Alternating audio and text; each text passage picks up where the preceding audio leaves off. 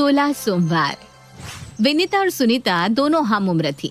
बस 1 साल का ही अंतर था और दोनों की शादी की उम्र भी हो गई थी। उनके माँ बाप उनके लिए लड़के देख रहे थे। इन दोनों की शादी हो जाए तो मैं भी चैन की नींद सोऊं।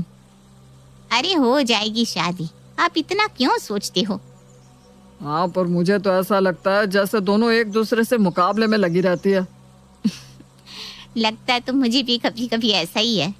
दोनों अपनी अपनी जगह खूबसूरत भी है और हुनर भी रखती है, फिर भी आपस में ही मुकाबले में लगी रहती है। इतनी देर में विनीता आती है।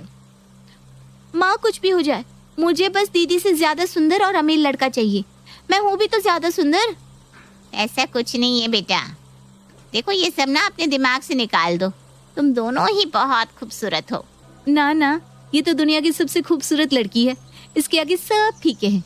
पता नहीं कहाँ से अपने घर में ये हूर की परी आ गई है। हाँ, तो तुम मुझसे इतना जल्दी क्यों हो? स्कूल से कॉलेज तक सब लड़के मेरे पीछे ही थे, तुम्हें देखता ही कौन था? तुम दोनों को शर्म नहीं आ रही अपने पापा के सामने ऐसी बातें करते हुए? जाओ अपने कमरे में। दोनों पैर पटकती हुई अपने कमरे में चली जाती हैं और अपना लैपटॉप लेकर बैठ जाती हैं और सोशल साइट्स पर अपने लिए मैच सर्च करने लगती हैं। तुम अपने आप को बहुत अनोखी समझती हो ना? तुमसे अच्छा लड़का मिलेगा मुझे। ये तो वक्त बताएगा। दोनों में बस ऐसे ही कहासुनी चलती रहती। एक दिन उनकी माँ उनको बताती है कि एक लड़का आ रहा है। वो उन्हें बताती है कि लड़का काफी सुंदर है और अमीर घर का इकलौता लड़का है। दोनों बस सपने देखने लगती है कि वो कैसा होगा, उसके आने पर क्या होगा। थोड़ी देर में लड़का आता है। वो दोनों ही उसके सामने जाने लगती है। अरे भाई, तुम दोनों मुझे पागल कर दोगी। माँ मुझे उसे देखने दो ना, अच्छा लगा तो मैं ही उसके सामने जाऊंगी। हाँ हाँ, बड़ी आई हो ना तुम दोनों हूर की परियां इस दुनिया में। इतने अच्छे घर का सुंदर सा लड़का है, तुम दोनों की अकड़ ही खत्म नहीं हो रही। अकड़ नहीं है माँ, बस कुछ समझौता नहीं करना। तुम दोनों ना मुझे पागल कर दोगी। वो दोनों ही उस लड़के से बातें करने जाती है। उसे ऊपर से नीचे तक घूरती रहती है। लड़के को भी थोड़ा अजीब लगता है। तो कितना कमा लेते हो आप? जी वो मैं क्या मतलब, इतना नहीं कमाती कि एक बार में बता सको? नहीं नहीं, ऐसा नहीं है। वो आपने एकदम से ऐसा पूछ लिया तो समझ में नहीं आया कि क्या कहना है। हाँ तो बताइए ना कि कितना कमाते हैं। वो मैं बता दूंगा, पहले आप बताइए, आप दोनों में से मुझे यहाँ किसके लिए बुलाया गया था? वो तो हम डिसाइड करेंगे, अभी कुछ पता नहीं है। तुम जिसे भी पसंद आ जाओ। और भाई मुझे तो। विनीता पूरा बोलती भी नहीं कि उससे पहले साहिल खड़ा हो जाता है। मैं यहाँ बेइज्जत होने नहीं आया हूँ कि मुझे अब 2 लड़कियाँ सिलेक्ट या रिजेक्ट करेंगी। चलता हूँ मैं, आप दोनों किसी और को मुर्गा बनाइए।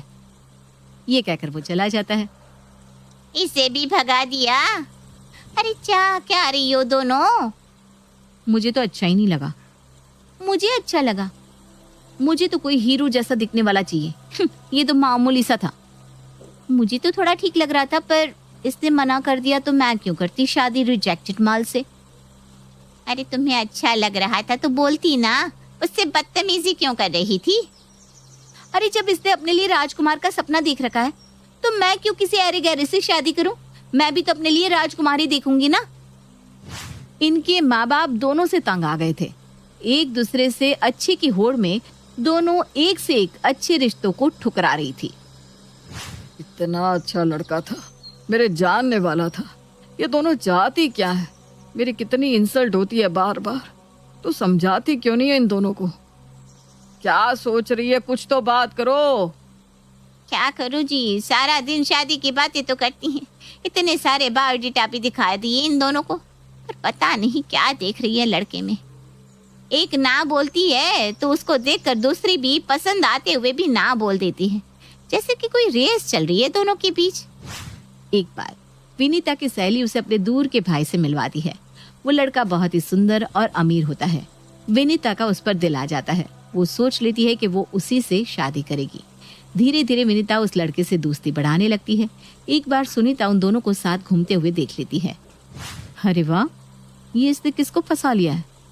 क्या खूबसूरत नौजवान है, देखना पड़ेगा कौन है। वो बहाने से उसके पास जाती है। अरे विनीता, तुम यहाँ हो? तुम्हारा दोस्त मुझे फोन कर रहा है बार बार। मेरा दोस्त? कौन? अरे वो है ना जिससे तुमने आज मिलने का वादा किया था। ऐसी बातें सुनते ही वो लड़का वहां से विनीता को बाय बोलकर चला जाता है। उसके जाने के बाद, तुमने ये जानबूझकर किया ना सुनीता? तुम भी जानती हो कि मेरा कोई दोस्त नहीं है। अरे है ना वो खूबसूरत लड़का मुझे पसंद आ गया है, अब मुझे इसे पटाना है तो तुम्हारे किसी दोस्त को तो पैदा करना ही था मुझे। सुनीता उस लड़के के पास जाती है और अपनी बहन की बुराइयां और खुद की तारीफ करने लगती है। मैंने विनीता के दोस्त से सब पूछा है, उसका कोई और बॉयफ्रेंड नहीं है। कैसी बहन हो तुम, अपनी ही बहन का नाम खराब करती हो। अरे भाई, तुम दोनों बहनों के बीच में मैं तो फंसना ही नहीं चाहता, इसलिए मुझे तुमसे भी दोस्ती नहीं करनी। इतना कहकर वो चला जाता है। जब ये बात उनकी माँ तक पहुँचती है तो वो सर पकड़ लेती है। तुम दोनों ने नाक में दम कर रखा है, हद होती है किसी बात की। शादी ना हो गई, गुड्डे गुड्डियों का खेल हो गया कि बस किसी भी लड़के को ले आओ और मन बहला लो।